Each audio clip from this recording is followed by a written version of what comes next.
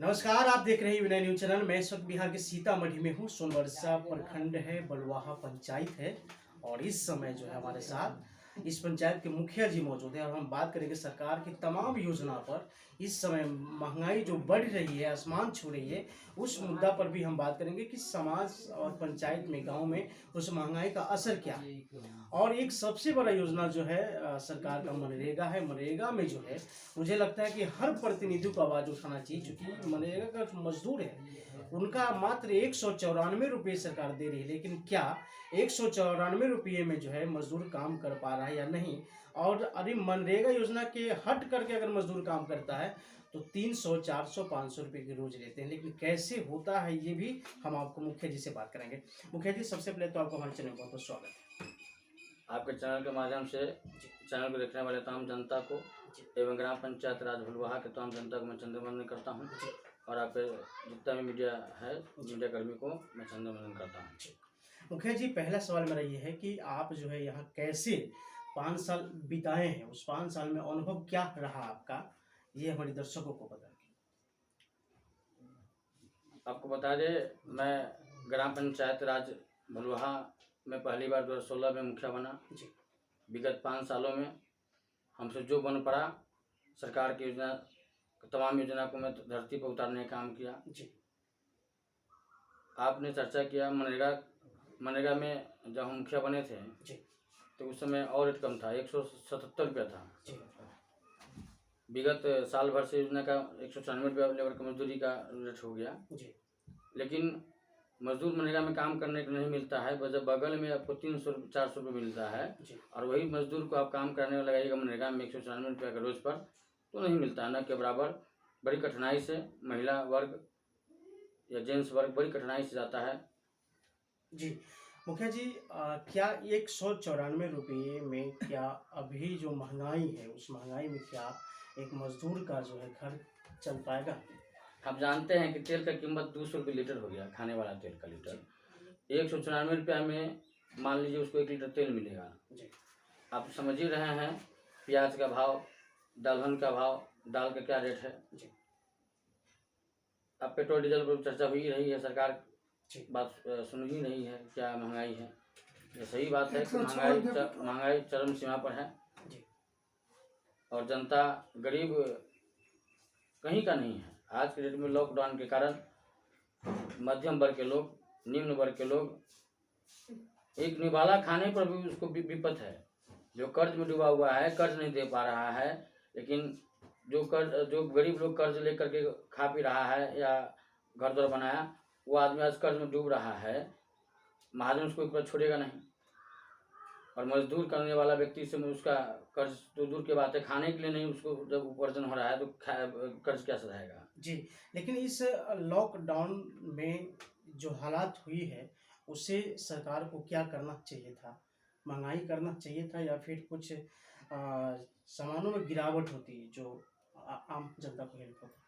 आप समझ ही सकते हैं, आप भी किसान का बेटा होइएगा, हम भी किसान का बेटा हैं और किसान का दुख दर्द क्या है भली बात ही हमारे विधायक, एमपी, मुखिया सभी लोग जानते हैं। सब लोग गांव से ही आते हैं। गांव का यह स्थिति है, अगर ऐसा स्थिति रहा तो लोग कोरोना से कम और भूख से ज़्यादा मरेंगे। जी, लेकिन आप इस पंचायत के मुखिया हैं, कैसे आप अपनी जनता को डील करते हैं इतनी महंगाई में? हम तो सरकार का जो भी योजना है उसको धरती पर लाने का काम किया। सरकार अगर लॉकडाउन में राशन देती है तो मैं तमाम लोगों को सूचना देता हूँ, अपने निगरानी में राशन बंटवाता हूँ ताकि लोग को सही समय पर सही राशन, सही सामान मिल पाए। जो भी योजना सरकार ने चलाई, घर घर शौचालय, अपने पंचायत में समथिंग 3000 परिवार को हमने शौचालय दिलाने का काम किया। 2400 तकरीबन शौचालय दिलाने का काम किया। पूरे पंचायत में 3883 बाढ़ रिलीफ का नाम जोड़ा था। इस बार भी 3000 तकरीबन परिवार का नाम जोड़ा है। पूरे पंचायत में 1479 आवास सहायक आवास योजना में नाम जोड़ने का काम किया है। इस तरह जो भी लाभ है सरकार का, मैं तमाम लाभ जनता तक पहुंचाता हूं। हम डंका का चोट पर काम करते हैं। सब बता दें आपको, हम अपने खुद गाड़ी में माइकिंग कर करके आज वृद्धा पेंशन करवा रहे हैं। आज आइए वृद्धा पेंशन कर लीजिए सब आदमी। आज आवास योजना पर काम हो रहा है। जी आज आम सभा है, पंचायत में राशन बटेगा। जो भी काम होता है पंचायत का, तमाम काम तो मैं माइकिंग कर करके लोगों तक जगा के बुला करके ला करके उस काम करता हूँ। और प्रत्येक गांव में, हमारे पंचायत में बलुहा है, रामनगरा है, उरलैया है, परसा खुर्द है, गांव जा करके जनता काम किया है। जनता से खुद आप सवाल पूछ कर सकते हैं, सवाल पूछ सकते हैं। आप जाइए मेरे गांव में, पंचायत में, पूछिए कि मुकेश साहब मुखिया ने कैसा काम किया है। वो घर घर तक आए, जनता काम किए कि नहीं किए, जनता को जवाब देगी आपको। जी। जिस समय जानते हैं कि कोरोना की महामारी को लेकर के तमाम जनता जो है परेशान था, लेकिन इस समय मुखिया जी से और बात करेंगे।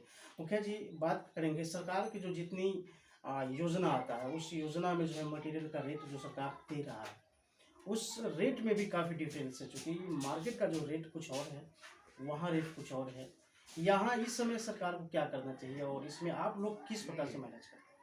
देखिए, आप बात आपका सत्य है। जी ईंटा का रेट सरकार का बहुत कम है और चिमनी का रेट 9 रुपये ईंटा है, 9 से 10 रुपये का ईंटा है, चिमनी का रेट है।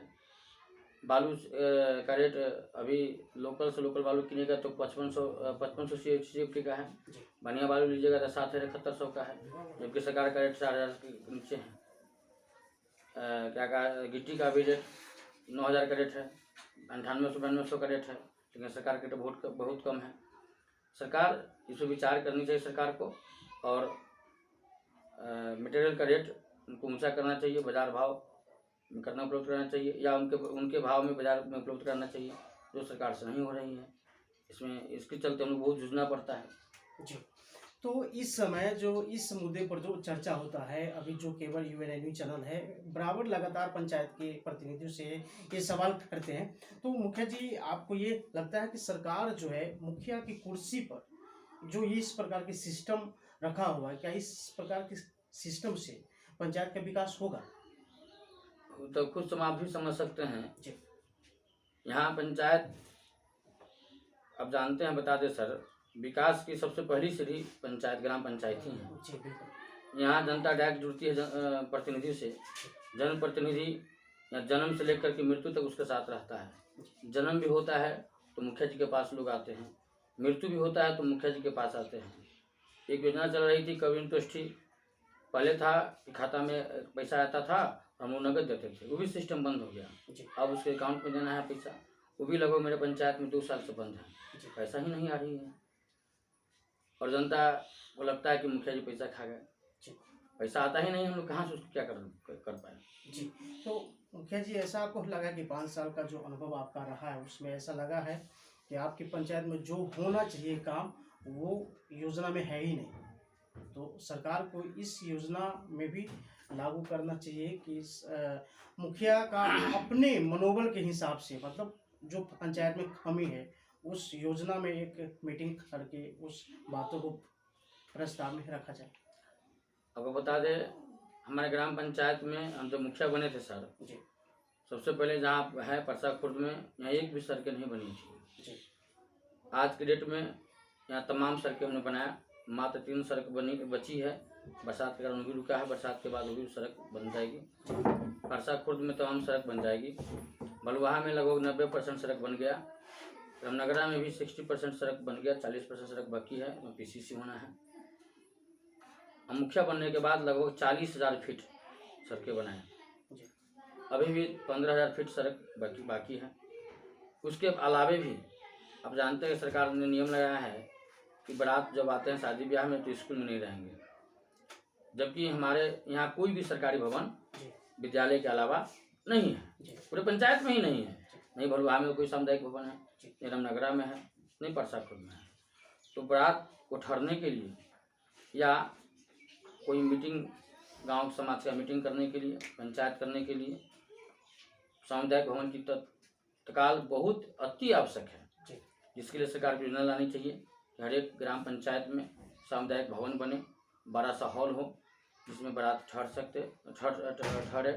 इसके बाद क्या कहते हैं, जनता पंचायत है, पंचायत हो, मीटिंग हो, समाज का बैठक हो, जो हो, वो दिक्कत हो, कठिनाई है। दूसरी बात है कि हमारे यहाँ शमशान घाट का अभाव है। सरकार को शमशान घाट पर व्यवस्था करनी चाहिए। प्रत्येक गांव में कम से कम 20-30 मिनट 10-30 मिनट ज़मीन होनी चाहिए, ताकि 10 कट्ठा 5 कट्ठा और ज़मीन हो तो लोगों को रोड किनारे नहीं लाश करना पड़ेगा, नहीं लाश डालना पड़ेगा। यह मूलभूत समस्या यहाँ का है। शमशान घाट के बिना लोगों को मरने के उपरांत रोड किनारे जलाया जाता है। जो शमशान घाट का अति आवश्यक है, जो शमशान का जमीन हो उपलब्ध हो, सरकार को व्यवस्था करनी चाहिए। जी ओके जी, एक आखिरी सवाल है कि इस बार जो है चुनाव है ईवीएम से, आप ईवीएम से कितना संतुष्ट है और जनता को क्या संदेश देना चाहेंगे?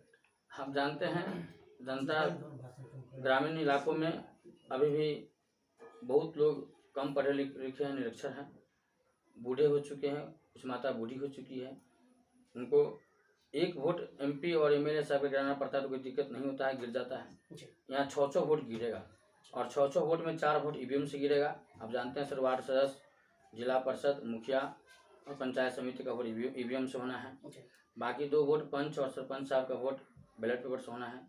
जो लोग घबरा जाएंगे, समय लगेगा। हम लोग प्रचार प्रसार करवा रहे हैं, लोगों को जागरूक होना होगा और जब सरकार ने नियम लगाया है तो पालन तो करना ही पड़ेगा हम लोगों को, और संभवतः हम लोग पार भी करेंगे इस बात को।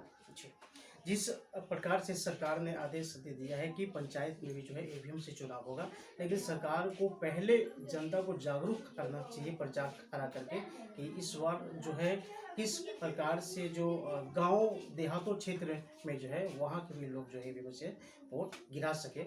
आप देख रहे हैं यूएनआई न्यूज़ चैनल में संजय